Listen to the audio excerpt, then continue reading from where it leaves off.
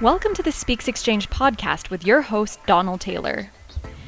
As a renowned learning and development industry expert, as well as chairman of the Learning and Performance Institute, Donald sits down with experts from around the globe to talk business communication, learning technology, language, digital transformation, and engaging, upskilling, and reskilling your organization. This podcast is brought to you by Speexx, the first intelligent language learning platform for the digital workplace. Listen in and you might learn a thing or two. Hi, I'm Don Taylor, and with me on this Speexx Exchange podcast, I have Niles Hoffman, Digital Learning and Transformation Strategist at nilesnolan.com. Laurie and I are going to be discussing the pitfalls and pivots during digital transformation. Laurie, before we get into what a digital transformation is, please could you just introduce yourself? Certainly, and thank you very much for having me here today, Don. It's a pleasure. So my name is Niles Hoffman. I am located in Toronto, Canada, but I typically work on transformational projects in the UK and Europe, as well as in the US. And I've been in L&D for about 20 years. I firmly believe that right now as an industry, we're at the cusp of transformation, and that's what I love to help clients do. Okay, very concise.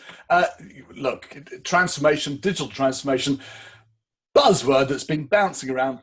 What does it actually mean, Laurie? Does it mean anything at all?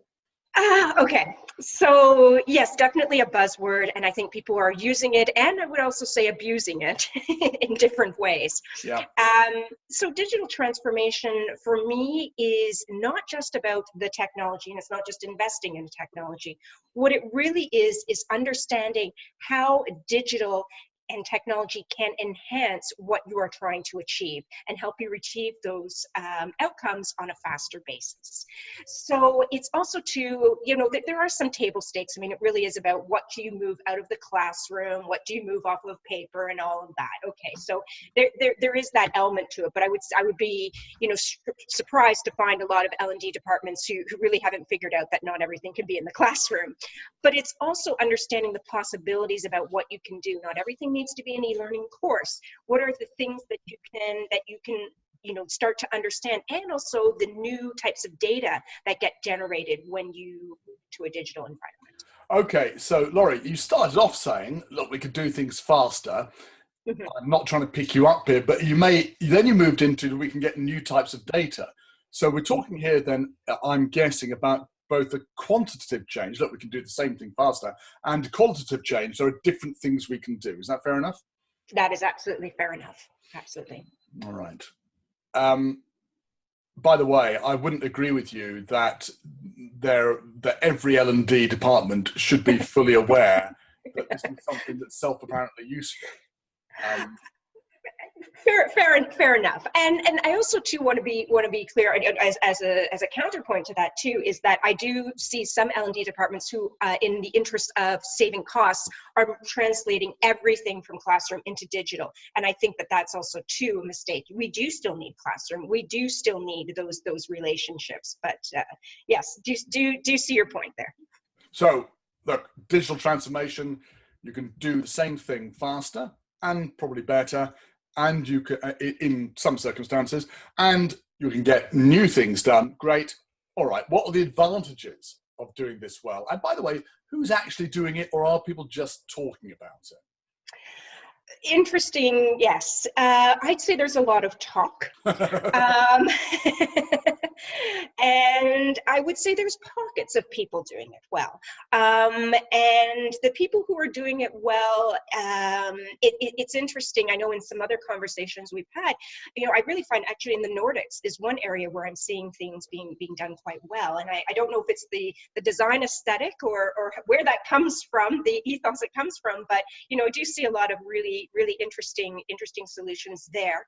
But yes, there's definitely a lot of talk, and I think it comes back to exactly what you said before, what is really transformation.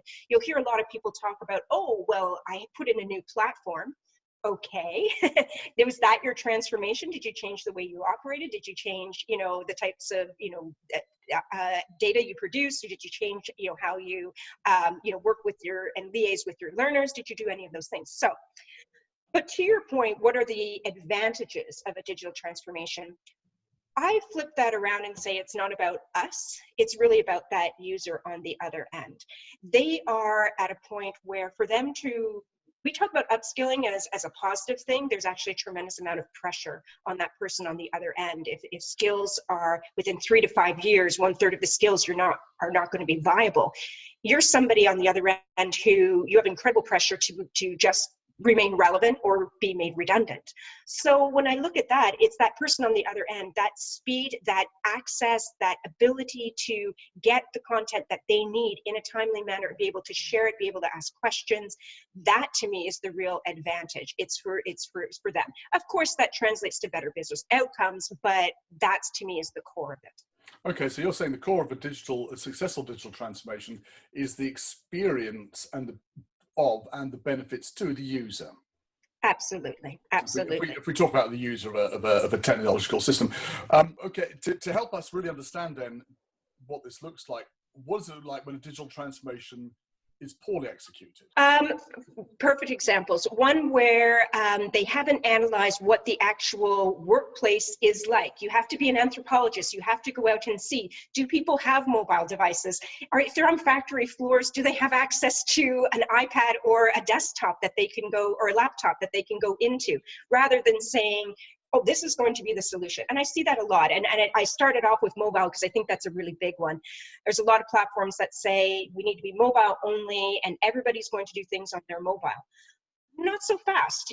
Think about data plans, and is it a company-owned phone that people are going to be accessing this on? Yeah, it's convenient, but it's convenient from the company perspective. And I've yet to see somebody actually on the train not go to their Instagram first rather than their LXP. Let's just be transparent about that. So that's one hurdle that we need to think about. How much time do they have? What does their day-to-day look like? So and I think it leads back to where we started, which is it's not just technology first. It's not just throwing out a platform and saying people will use it. It's really understanding how that is going to fit into their day-to-day work life, and it's almost getting into that whole learning in the flow of work. How does that happen? So that's when I think it's unsuccessful. And also I would say it's unsuccessful if the L&D department themselves does not change. They have to think of a new way of working. They have to think of what it means to move from courses to resources. How does that happen? Is it just the L&D department that needs to find a new way of working? Or is digital transformation about how digital technologies and ways of working throughout the organization change? Is that fair enough? It's completely fair enough to say. I always say that IT is the best friend that L&D never had. And that's the people that you need to be taking out for a coffee and making friends with. In addition to that, marketing and communications, in all this transformation, the other people that you need to consider are also your stakeholders. If you don't inform them and get them on board and really help them understand what this digital transformation is, you won't have their support. And what they will do is feel as though, well, I'm not getting the courses that I used to get. I'm going to go off and buy my own library. And then you just have carnage. So you need to get all those people on board, and also you have to have those different relationships and be a lot more transparent rather than the silo go-to. So you said there that L&D needs to get the stakeholders on board with digital transformation. Mm-hmm. Yes. Isn't that putting it the wrong way around? Shouldn't it, if it's crucial to the way the business works, shouldn't they already be on board with it? Otherwise, it's never going to happen. They have to be on board with it, yes. However, I often find with stakeholders, their expectation is still for L&D, just because it's in digital, to still be that order taker and to deliver what they wanted. So they're still thinking in terms of courses, and they're still thinking in terms of just do what I say. And the fact is when we're talking about digital, we have to get them to understand things like there's going to be new metrics. The whole idea of measuring bums and seats and completion rates and test scores. yeah, they're important, but they're not going to be as important as understanding engagement levels, likes, dislikes, shares, comments, all that. So there's a whole education process that's going to come with that to help them understand what good looks like. So yeah, it's a journey. It's a journey. Okay, so let's look at the stakeholder bit in a bit more detail, because Sure. I think you raise a really good point here. The stakeholders can come in saying, we're expecting this digital approach to working, which includes some changes in L&D, to mean that L&D does the same old things in a slightly new way. So it's going to be a new way of delivering courses.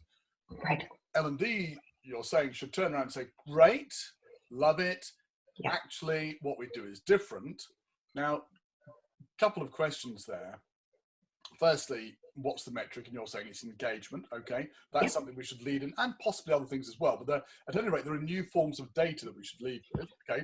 Second thing, how do you convince your stakeholders, who almost certainly have spent their lives regarding this as a, if you like, a headmaster teacher-student relationship where L&D is the teacher, the employees are the students, and the stakeholders are the headmaster. Suddenly it's a whole different, much less hierarchical approach. How do you persuade them of that? Because that's crucial to this, has very little to do with technology, everything to do with people. Completely. So what I talk about a lot is that whole notion of teacher-student relationship. That the bars, that just falls apart once you put things in a digital context, because the fact is, in a digital environment, the user is the one in control. They can click the X to close at any time. And even if you're making it lockstep and mandatory, it still doesn't mean that they don't have, Instagram or Twitter open on another page. And as soon as they stop talking, I got to click next. Okay. So that is completely, not the point and stakeholders struggle with this. They want to say if people went through things till the end, they learned. And it's like, no, they don't. And that's why, when I talk about engagement, that really tells me it's a starting point. You still want to measure, impact of learning, but it is a starting point to understand what good content looks like and what resonates. Also, too, there's a different relationship between content and user in a digital environment. First of all, because you don't have that face-to-face relationship with that voice on the other end, authenticity is incredibly important. And so writing things in a way that's very cold, very sterile, almost like a textbook, that just doesn't resonate. If you look at even how news articles are written, it used to be, very, just the facts. Now you see there's storytelling, and because we've figured out through the technology medium, through digital medium, that these are the types of articles that people gravitate towards. So we have to get out of that cold, sterile place. And in a way, this is almost like returning to the classroom. A robot does not teach you in the classroom. So why do we bring that robotic element into our digital environments? It doesn't make sense.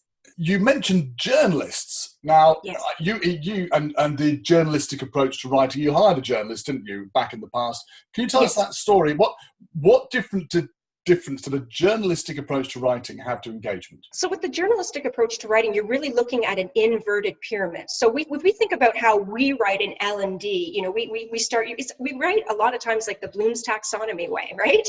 We also too, if you think of, if I'm going to write a course on, which you shouldn't be, this is a bad example, no one should write a new project management course because plenty exists, but say if you were, you're probably going to start off with the history of project management and right? And important players in project management. Then you're going to, keep going.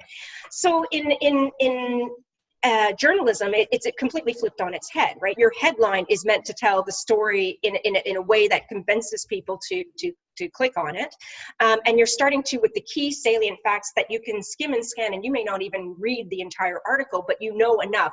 And so that's a really different way of writing. And I think we panic about that in L&D because we think if we don't put everything in, if they didn't read it, they're not going to learn it.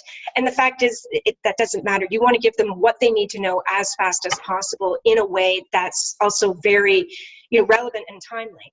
I think the other thing too about journalism, and it's a challenge even for, it's a challenge for me, but journalists, don't use 10 words when 5 words will work just as well. Be as concise as possible. And it's very difficult to do, but there are tools and techniques that you can employ. And that to me is all about making your content brutally efficient. Brutally efficient content. I don't think we're off track here with digital transformation. That sounds quite fundamental. Can you just explain what you mean by that? Right. Well, I think it does actually still fit in with the digital transformation, because, we'll see a lot of things that technically we can do, gamification, notifications, all of these, little videos that we can now create, that are really fast. And it comes down to, just because we can doesn't mean we should. And we really need, what brutally efficient means is, what is the fastest and path of least resistance that we can build something so that person on the other end has what they need at the point of need and in the most concise format. So that's a pretty unwieldy concept, but what I'm saying is, really look critically. It starts with, do we need a course versus a resource? That's a pretty good example of being brutally efficient. It's also too about getting the tone and media right. So if you're producing a video, does it have to have all the animations? Does it have to have the intro, outro, or is it simply about just making it tight and simple? Do we need to make everything fancy with avatars and graphics? No, sometimes just a simple video is very good. Podcasts like we're recording now, but that's what I mean by being brutally efficient. Another thing about efficiency, and coming back to this point about journalism, I was reading Make It Stick, which is a fantastic book. Yes. And they tell the story of a journalism class where all the kids, young students, go through this journalism class and they all learn how to write as journalists. And of course, when you write an article, it gets cut from the bottom. So you have to put the most important stuff right at the top. The question is, what's the story? Yes. And very often what appears to be the story isn't the story. And they tell this great lesson about journalism 101. Everyone comes into the class. They're given a bunch of facts about the whole of the staff of the school going to visit a symposium where the state governor and somebody from Harvard will be giving a talk about whatever, new school methods. Everyone writes the same first paragraph for the story. The professor comes back and says, you're all wrong. The first line is not, there will be a symposium, blah, blah, blah. The first line of the story is, there will be no school on Thursday. Because if all the staff are going, the story is, there's no school. So you've got to think behind it. And of course, that pulls the audience in. So yes. It's not a trivial task writing well. And in fact, I think Patty Shank has just written some great work on how to write to help people memorize. The other thing I want your opinion on while we're talking about minimalism is Clark Quinn. He has this great phrase he's got, which is used for, I don't know, it must be at least 5 years, possibly a decade, the least assistance principle, which is, what's the least I can do for you? And that's so much the opposite of the traditional approach of L&D. What's the least I can do? Because the idea is, get this person the help they need as fast as possible to be productive as quickly as possible. And I guess that's what you're talking about, Laurie, yeah? Absolutely, absolutely. And I think also we discredit our learner a lot. They are your peer. And sometimes they may be beyond your peer. We can't be so arrogant as to say that we know everything and that we can, dictate what people must know. We also have to respect that person may have 20, 25 years of experience, or maybe they have 2 years, but of deep knowledge in a particular topic. So who are we to make that decision for them? So we need to let them write and develop and design in a way that they can filter what they need very quickly. Because the fact is, in digital, we're not talking about 15-minute increments or 30 minutes. We're talking nanoseconds. I really like that. And you said it right at the beginning. In this situation of digital, we are no longer in control. And that's why engagement is so important, because it's our proxy for, is anything happening? If you don't have engagement, certainly nothing else is happening. So it's a really good point. Can we just, I realize we're jumping around a bit here, but as you were talking, I make notes to myself and I try to pick up on things. IT, the best friend L&D never had. I love that phrase. In my book, Learning Technologies in the Workplace, when I was doing the research for that, I found that the really successful implementers, guess what, had an established relationship with IT. They didn't know this was a common factor across them, but they all had it, either because they'd been working in that particular organization for a long time, or because they built it, or because in some cases actually worked in IT in the past. Right. Right. Okay. You said go and get them a coffee. What's the fastest, most efficient way that listeners can go out and build a relationship with IT? Because without that, your digital transformation is not going to succeed. Absolutely. So the first thing, I mean, yeah, I say go out and have a coffee facetiously, but also too, you need to get, if you're not in the situation where you need to get your CLO connected with your CI, CTO. Again, that's just table stakes. Or if you yourself are in that position where you have that direct line to the CTO, make that. You want to get somebody from your L&D team at least on their regular communication schedule. So whatever they're using, if it's a Slack channel or if it's Teams or whatever, they need to be on that. Even if they're a lurker, they may not understand half of what's being talked about, but what they need to go in there and understand that. They also too, you need to understand ask them for their 18-month or 2-year rollout plan, because the fact is they're moving ahead and they do technology implementations several times a year. An L&D leader maybe does 1 or 2 in their career. So understand what's coming on their roadmap, and then figure out too, rather than you going off and getting a platform, understand where L&D could fill in and be augmented within what's already there. So start having that conversation. And then finally, just ask them for their IT risks. So what are the security parameters? Because that is fundamental. So before you go off and build an app, well, hold on, not so fast. Can we put the app actually on the phone? Are there questions we can't and content we cannot have on the app? Understand all of that before. It's going to save you a ton of headaches. So that's in fact, if I said even without having a coffee, ask them for the IT security parameters, that's probably another quick win. I would totally agree with you, except I would never go with a question first that is asking for reports and stuff they produced, fair enough. Yeah. I would always never ask for help. Advice is one thing, but never ask for help is the first thing. Build the relationship first. Okay, I call this structural influence, and I think it's something that L&D is typically quite bad at, because we like to be in our area doing our thing. The reality is, though, for any form of work we need to do with the rest of the business, we need to have structural influence. IT department is one area. If we're going to do something that's a change program involving digital transformation, what other groups do we need to be in touch with, Laurie, in the organization, in your experience? Because you've done this, you've seen people doing it effectively and ineffectively. Who else do we need to have on board? You also need to have on board, believe it or not, finance. that's your big one, because they look at L&D as just a line item. Yeah. They don't see the value. So you need to understand what is of value to them, which is obviously going to be profit, but understand how do they budget things? How is it allocated? Where does it come from? Where can you beg, borrow, and steal, and be able to speak their language back to them? They don't care about learning objectives. Let's just be clear. They're being counter, so you need to be able to translate back what you're doing to them. So that's the other key relationship. The other one that I love as well is marketing and communications, because I do believe that a lot of what L&D does is actually marketing and comm, and you should be partnering with them. In organizations where you are able to do that, I actually recommend having those two so closely linked that when work comes into L&D, they're using the same project management tracking, and you just pop it over to marketing and comms as seen fit. Because oftentimes marketing and comms is already building stuff or has the digital assets, and you're double dipping. People don't know that exists. And I don't need to build another course on a product, because I can bet there's a digital brochure or something else that exists already built by marketing. What I need to do is maybe a course on how the features and benefits, right? Or an infographic on that, whatever it is. So that's a really key thing. Also too, why marketing and communications are really important is they already made the transition into digital, probably 15 years earlier than we ever did. They know what works and what doesn't work.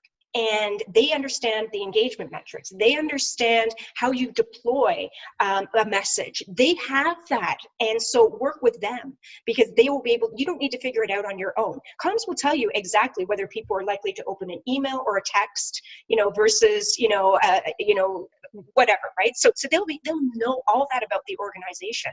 So that's a key relationship as you move into digital. I love that, and it's so well expressed.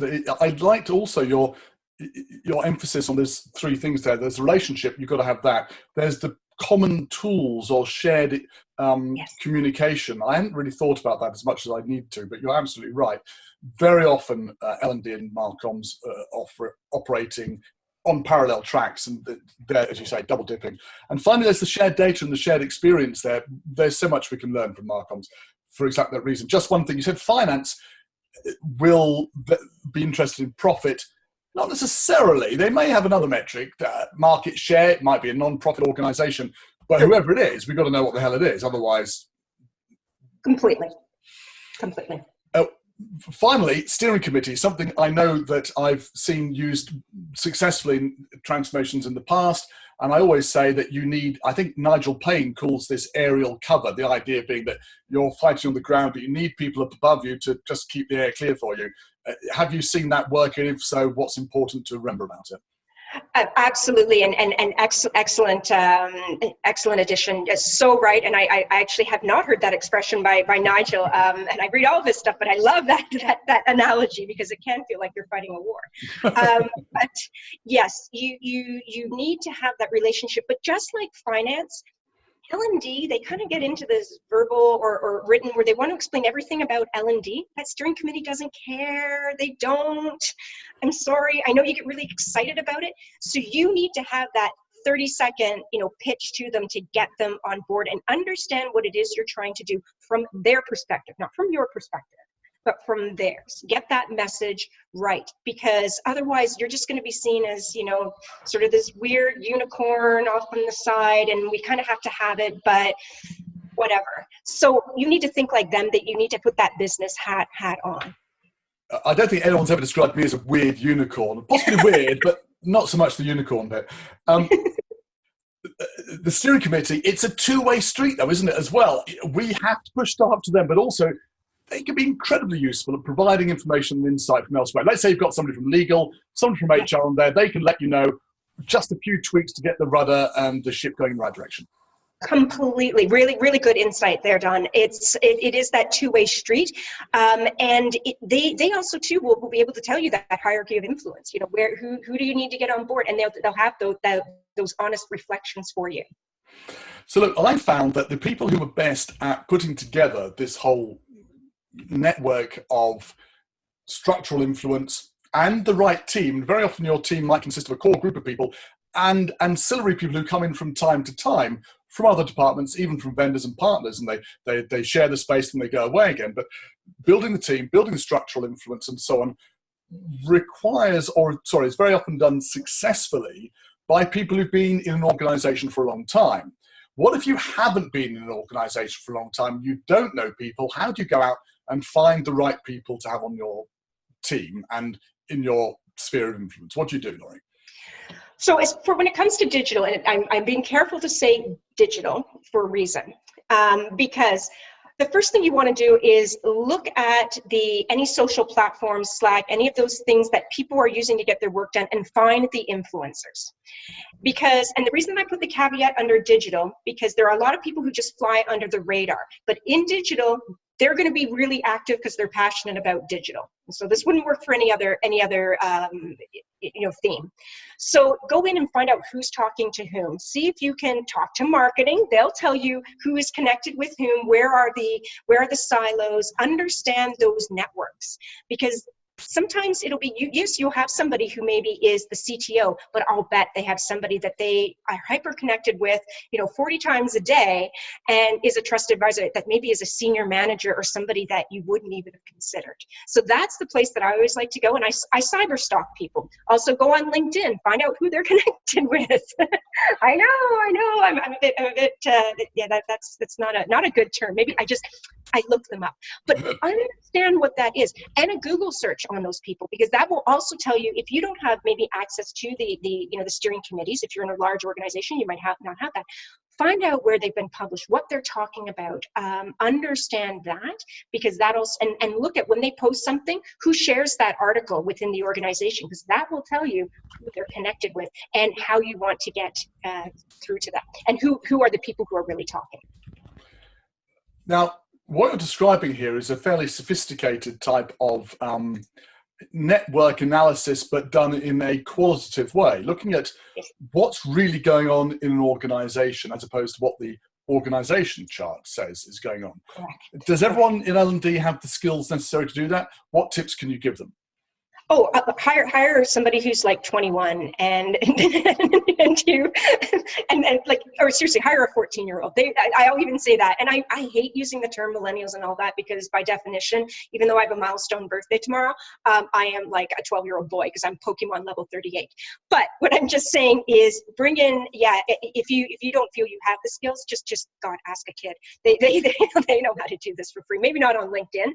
But I also think too, look within marketing and comms, again, ask them for that. Even if you don't think you have those skills on your team, quickly yourself, look on LinkedIn and see who maybe is active on your team, because guaranteed they've already figured out how that works.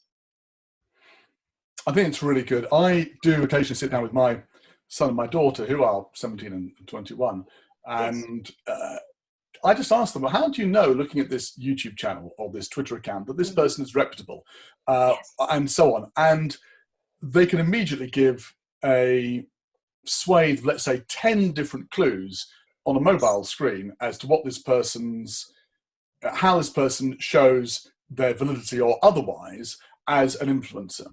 And look, in the notes of this, by the way, when you're listening to this, I'm going to drop in a really good blog post, or sorry, it's not a blog post, it's an article on Medium by Henry Ward about the shadow organization chart, which is really good, just an example of the ways of looking at an organization that has nothing to do with the organization chart and everything to do with network analysis and where the strong connections are between people in an organization. And what's interesting, and I'm glad you said that about about asking your kids for that, is what I also find fascinating too is, I mean, I thought I was social media savvy, but then I talk to my friends' kids and they automatically can tell what are spoof accounts, what's fake. Very quickly. And that I think also too is something that comes back to that authenticity and understanding that, because that detector is so high when people are online. And I guess, of course, Laurie, that if you're working with somebody who you imagine is an influencer, but they're exhibiting the wrong behavior online, if you like, the digital body language, which I'll ask you about in a second, that's going to mean that you've got the wrong person banging the drum for you. People are not going to, they may not even take them seriously. They may even regard their message as being in a negative light. Correct. So yes, we've got to pick our influencers with the same care as everything else we do on our team. And coming back to digital body language, it's not exactly, of course, I haven't used the term quite exactly there, but I know that's a big thing of yours, Laurie. Just want to quickly share something with us about it. Sure. So digital body language is really understanding the behaviors of people online within your organization. So just like when we were in the classroom, arms crossed, looking out the window, or making eye contact or laughing, people give these exact same clues online, vis-a-vis how long they view a video, what time of day they view it, what they click on, what they share, what they comment, what they bookmark, what they like. All of these are clues. And just like in the classroom where we respond to them, we want to do that same response simply in digital format. So if we see that people are very active Monday morning, push your content out on Monday morning, even if your stakeholders say, well, we really want it to go out on the 15th because that's good for us. No, you want to get that window of opportunity. If you find people consume more video over, PDFs, video obviously for whatever reason is something that's appealing to your audience. So, and understand, the length of video, what type of video, do they prefer talking heads? Which probably don't, but do they prefer, candid videos? Do they prefer more production videos? So what is that? Start to understand that and be able to answer that in kind. Otherwise, you're simply shouting into the wind and hoping somebody hears you. Who originally produced the term digital body language, Laurie? Yes, he's Steve Woods. So I worked for Steve at Eloqua. He was the chief technology officer there. Phenomenal book he has, Digital Body Language. Urge you to have a look at it. And this was actually written for marketing. It was written for marketing automation. And so it's again, when I talked about how marcoms have gone through this digital transformation about 15 years before, this is exactly it. And the book is around that age. I believe it was 2007. I'm going back in my dates. Nope, 2009. Okay, fact check. That was a real-time fact check. So 10 years, but it's a great read. And I still love talking to Steve about it. And it's interesting. They now work for a company, or now have started a company called Nudge.ai. And the reason I mention that is not a plug to them, sure, because I really like them, and I think they're doing great work. But it's understanding how sales relationships work. I'm going to explain in a horrible way, but that's also too. Look at their site, and you'll see that's where L&D is probably going to be looking at some of their methodologies in the next 5 years, is what I predict. Laura, we started off talking about digital transformation, and as always with these podcasts, because I like to have a chat with people I like and wander around the houses a bit. We've had a nice look along the way, smelt the roses, and we've all the way through, there's been this common thread of people. What is it that is so important about people versus technology and digital transformation? Well, for this, and Ed Monk does some great work on this and the importance of getting the human right in technology. I think what it comes down to is, technology is only relevant if that person on the other end gets something from it. And so if we aren't thinking in those terms, then simply forget it. When you put something online, think of all the other things that are competing. They're getting a ton of notifications on their phone, their email, their kid texting them, their whatever. Why do we think that our notification on, hey, it's time to do your AML, isn't this great? No, they don't care. So you have to understand that environment and how that human is feeling. I think also too, the other thing with technology is, and I started with this about, people are under incredible pressure to upskill themselves. By the same token, these, and maybe depending on where they've come from, they may not also be as technology savvy. So we can't add another hurdle to that to make it even harder for that person to get what they need to get to. Now, I also don't want to make the assumption that just because somebody's older that they don't have the technology skills, because I've seen that disproved so many times, and I think we need to get out of that paradigm. But so you really have to, it has to be a human-centric approach. We also need to think too of our L&D teams ourselves. We need to upskill, we need to go through that transformation. You're going to have naysayers on your team. You will. So you need to think about that as well as you go through that digital transformation. I just want to come back to that point before we wrap up.